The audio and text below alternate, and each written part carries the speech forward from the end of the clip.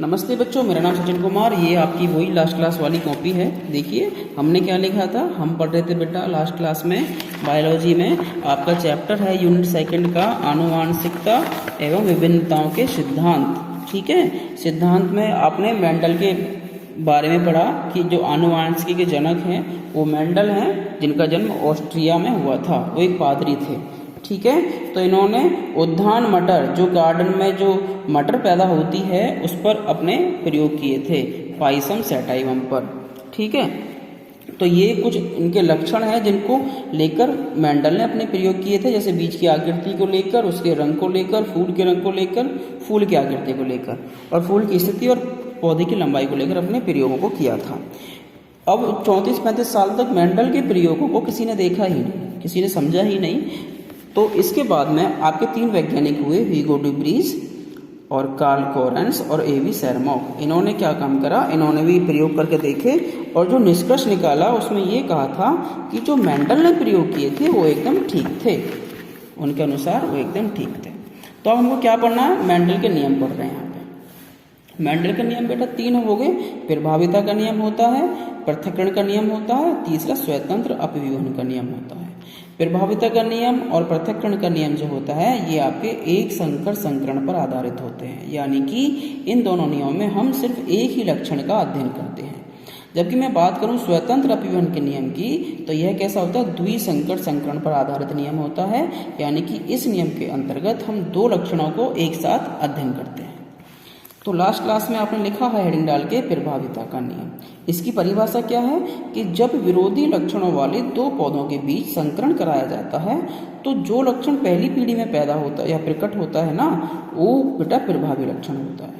ठीक है, उसे प्रभावी लक्षण कहते हैं। इसका एग्जाम्पल क्या दिया था मेंडल ने, वही देखो कल वाला मैंने समझाया था आपको। मेंडल ने देखो एक कैपिटल टी एलील हो गए किसी जीन के लंबाई के, क्रॉस कराया, संकरण कराया स्मॉल टी के साथ में। देखो ये दोनों क्या है, विरोधी लक्षणों वाले हैं कि नहीं। ये पौधा कैसा है, शुद्ध लंबा है कि नहीं है, ये भाई शुद्ध लंबा पौधा है।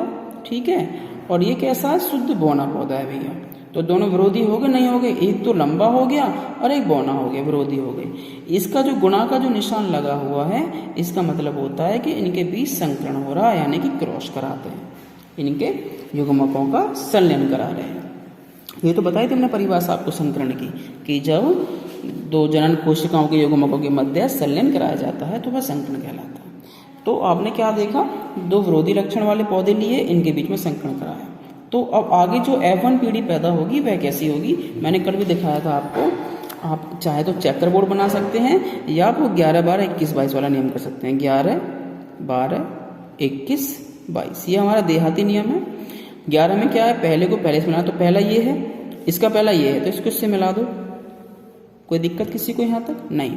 दूसरा क्या, 12 का मतलब क्या, पहले को दूसरे से मिलाना, तो पहला ये, दूसरा ये, इसका दूसरे का दूसरा, तो पहले को लो और दूसरे को दूसरे से ऐसे मिला दो।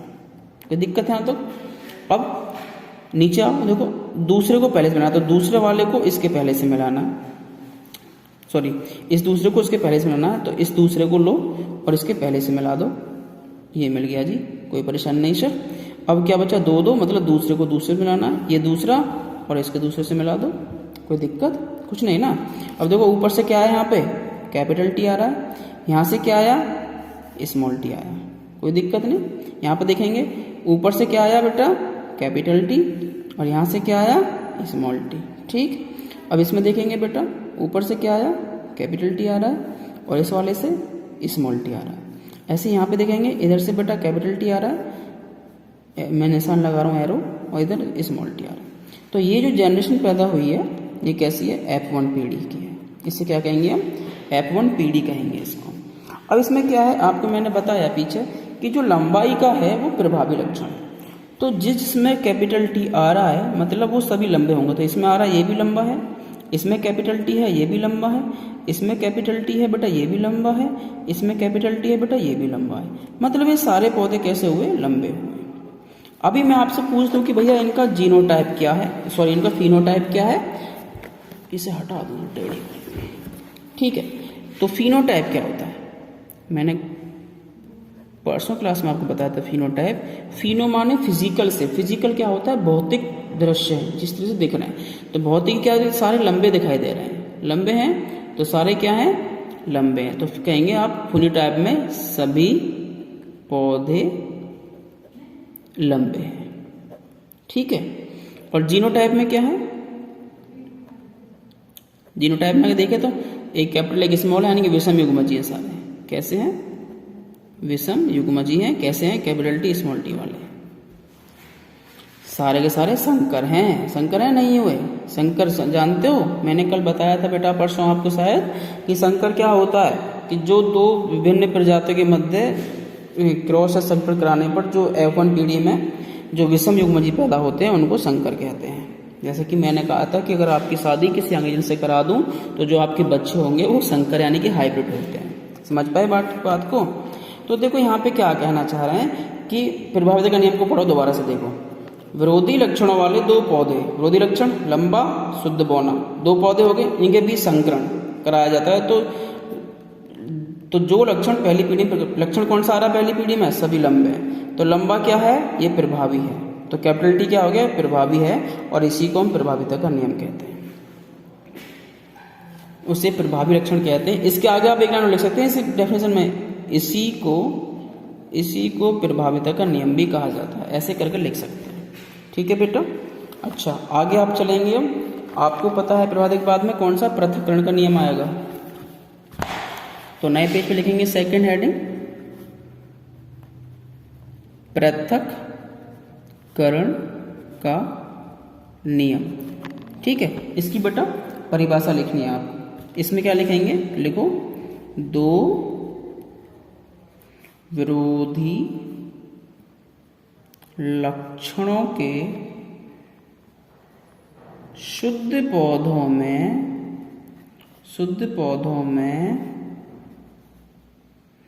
पर परागण के फलस्वरूप बने F1 पीढ़ी के, देखना F1 पीढ़ी के संकर, F1 में संकर ही पैदा होना है। F1 पीढ़ी में तो सारे संकर ही पैदा होते हैं। F1 पीढ़ी के संकर पौधों में युग्मकों के निर्माण के समय दोनों विरोधी लक्षण अलग अलग युग्मक में जाते हैं। इसका अर्थ क्या हुआ, नीचे लिखेंगे। इसका अर्थ होता है कि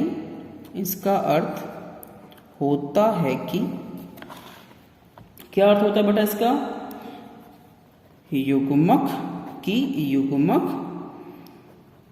एक लक्षण विशेष के लिए, विशेष है ये, ऐसे लिखना है, विशेष ऐसे लिखते हैं, विशेष के लिए हमेशा शुद्ध होता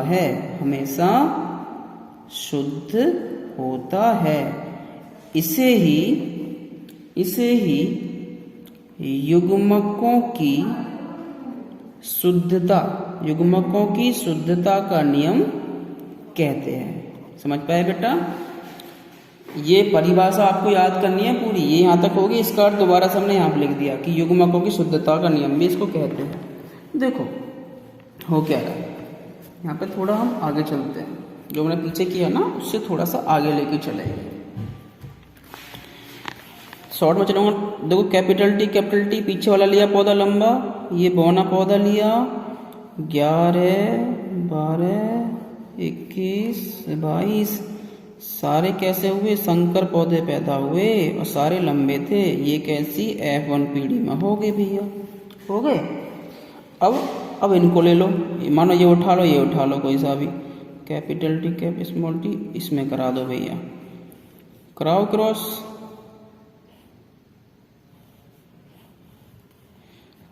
कैपिटल टी यहाँ से आया, कैपिटल टी यहाँ से आया, ठीक है जी।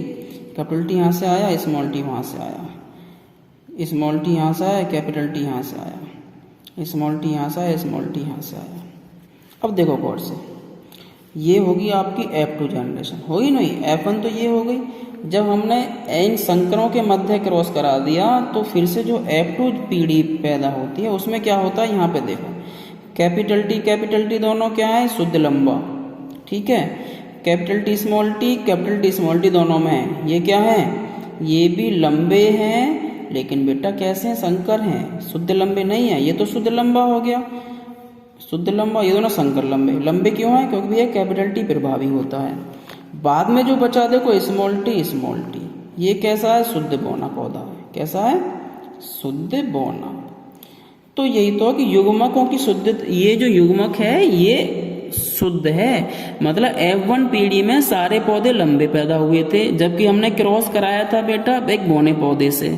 तो यहाँ पे बौना पौधा दिख रहा नहीं दिख रहा तीसरी पीढ़ी में आपके हो, तो इसका मतलब ये है कि बौने पौधे के जो युग्मक हैं वो भैया खत्म नहीं हुए थे, वो सिर्फ प्रभावी लक्षण की वजह से अपने आप को प्रकट करने में असमर्थ हो गए थे। तो यही तो है। लेकिन यहाँ पर देखो इसने कह दिया कि मैं अभी यहाँ पर हूँ, स्मॉल टी है कि नहीं, यहाँ पे एक पौधा बौना पौधा हुआ, 3 तो लंबे हो गए, 1 बौना हो गया। यहीं पर आपको ध्यान रखना, अगर मैं कहूँ आपको कि भैया फिनोटिपिक रेशो निकालो या फिनोटाइप बताओ इनका, तो आप क्या कहेंगे फिजिकल में, भैया सर 3 लंबे हैं और 1 बौना है कि नहीं, एक तो शुद्ध लंबा, 2 संकर लंबे और 1 शुद्ध बौना, ऐसे लिख देंगे 3 लंबे 1 बौना।